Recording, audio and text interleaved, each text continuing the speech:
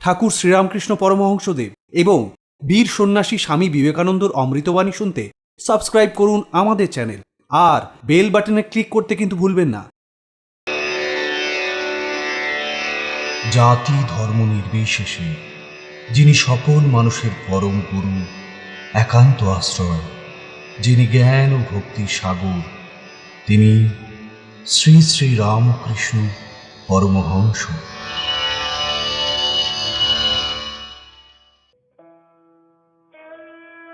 ঠাকুর শ্রীরামকৃষ্ণ বলতেন সারাক্ষণই ঈশ্বরের নাম জপ করতে।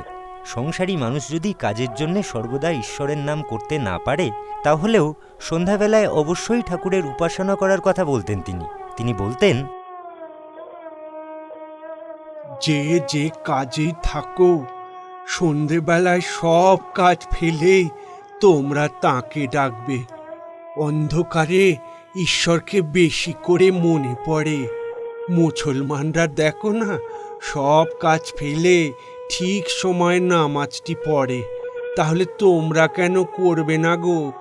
জপ থেকে ঈশ্বর লাভ হয়। নির্জনে গোপনে তার নাম করতে করতেই তাঁর কৃপা পাওয়া যায়। তারপর মেলে ঠাকুরের দর্শন। যেমন জলের ভিতরে ডুবোনো বাহাদুরি কাঠ আছে, তীরেতে শিকলে বাঁধা।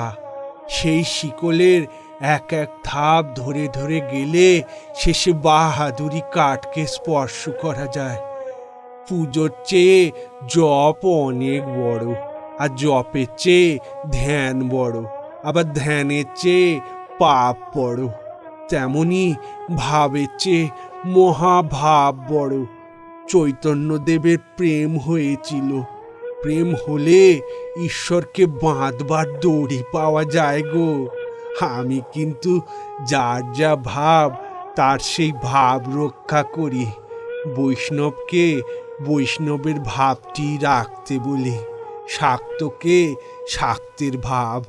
তবে একটা কথা সবসময় বলি, আমারই পথ সত্য আর বাকি সব ভুল, এমন কথা কখনো বলো না। হিন্দু, মুসলমান, খ্রিস্টান নানা পথ দিয়ে এক জায়গায় যাচ্ছে।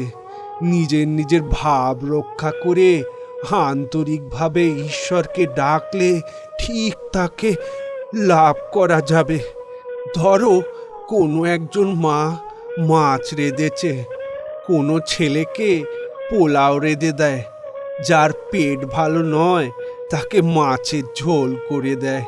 রুচি ভেদে, অধিকারী ভেদে একই জিনিস নানা রূপে করে দিতে হয়।